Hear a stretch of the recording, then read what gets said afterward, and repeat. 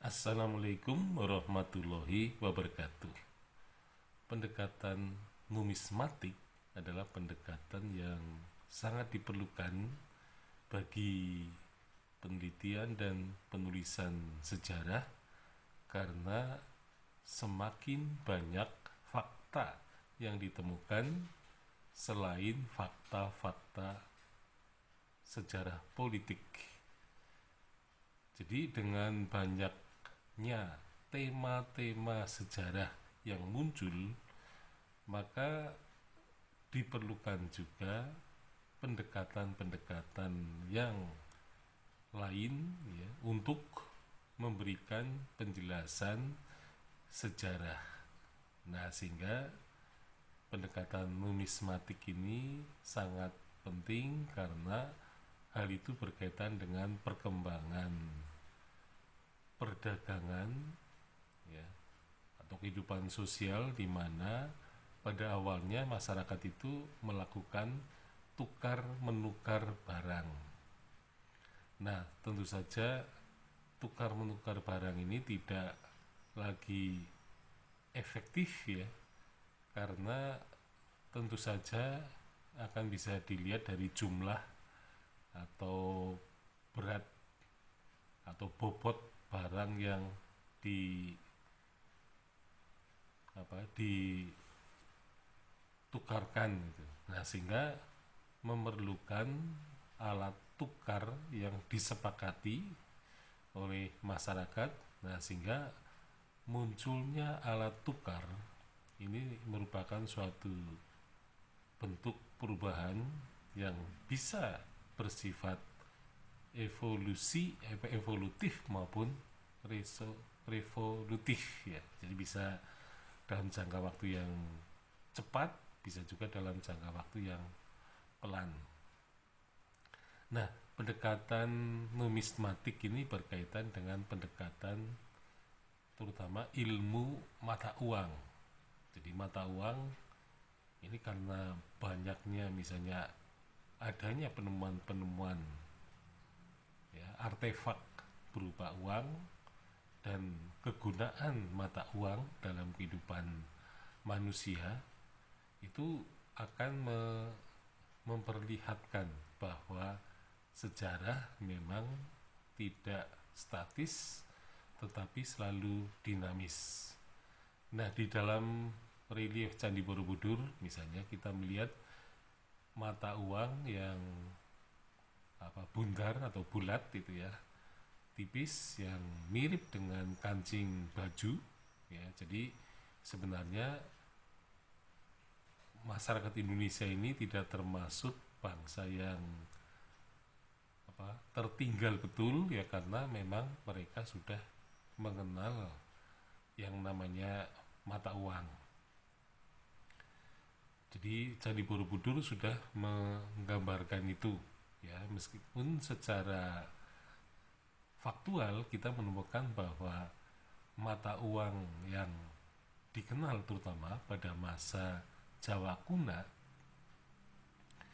itu ada mata uang emas ya, mata uang emas dan juga mata uang perak, sehingga ada ungkapan untuk mengkaitkan harga sebuah barang, benda atau sawah dan sebagainya, itu ada ukurannya disebut dengan inmas.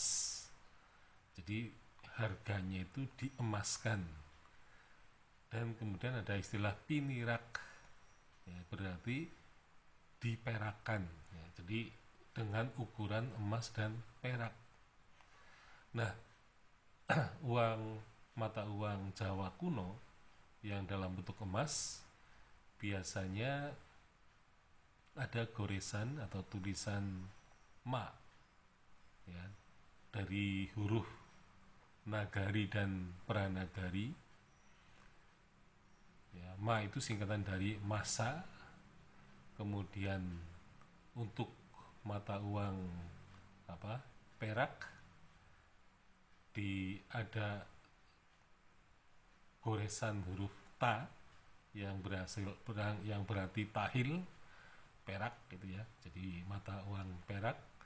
Nah ini kedua mata uang baik emas maupun perak mempunyai fungsinya sendiri-sendiri. Jadi misalnya mata uang emas ini dipakai untuk membeli tanah ya.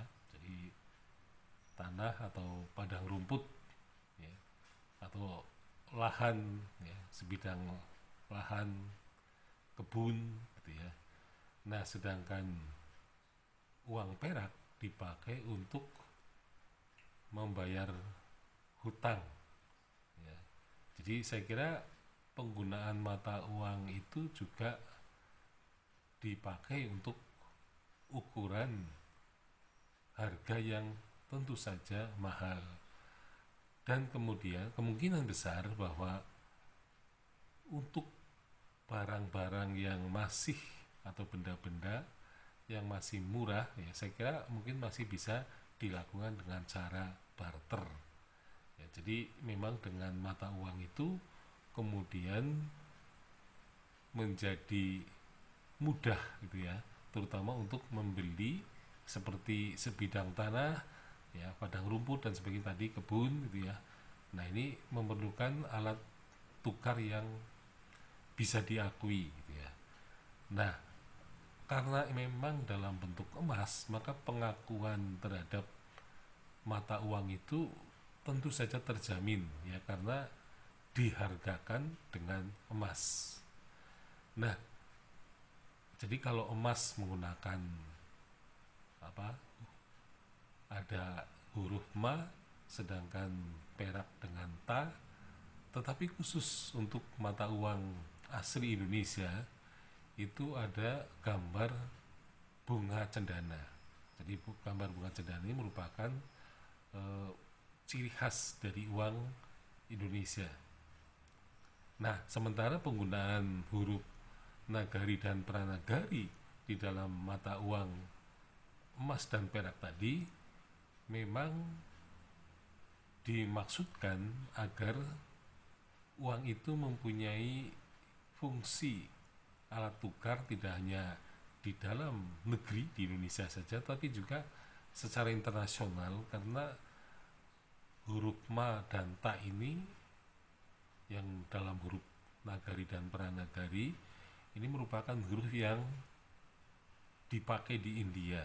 Nah, sehingga ketika terdapat hubungan perdagangan dengan India misalnya, maka uang ma dan ta ini bisa berlaku. Jadi maksudnya adalah supaya mata uang itu tidak hanya diakui ya di dalam negeri ya, di Indonesia, tetapi juga di luar negeri. Jadi di sini sudah ada semacam kesepakatan gitu ya. Nah, apalagi nanti ketika zaman Islam, kesultanan-kesultanan itu yang ada di Indonesia, mereka memakai alat tukarnya juga sama dengan emas dan perak. Jadi kalau mata uang emas disebut dinar, perak disebut dirham. Jadi kedua mata uang ini memang merupakan mata uang yang bisa diakui gitu ya, yang tidak menimbulkan masalah, karena uang emas dan perak ini disesuaikan dengan harga dari emas dan perak. Jadi memang diemaskan dan diperakkan. Tentu saja berbeda dengan uang kertas. Jadi uang kertas sebenarnya uang kesepakatan yang nilainya sebenarnya tidak ada. Jadi ketika kesepakatan itu dihancurkan, maka mata uang kertas tidak punya nilai ekonomi sama sekali. Jadi orang percaya karena orang sepakat. Nah, di sini kelemahan uang kertas adalah karena bisa dicetak semaunya sendiri ya, sesuai dengan kebutuhan, dengan strategi perdagangan dan moneter ya. Dan ini seringkali bangsa-bangsa tertentu melakukan tindakan yang tidak benar ya, tentang pencetakan uang yang semuanya sendiri. dan tentu saja hal itu akan menjadikan inflasi dari barang itu, dari uang itu ya, sehingga uang itu seringkali tidak mempunyai nilai ekonomi ya kalau terjadi inflasi. Tetapi memang manusia modern itu bisa melakukan manipulasi bagaimana caranya mencetak uang tetapi tidak terjadi inflasi. Jadi ada strategi-strategi, dan itu saya kira pada suatu saat toh ya uang kertas pun akan jatuh nilainya karena memang tidak mempunyai uh, nilai ya, karena tidak bisa dihargakan dengan emas.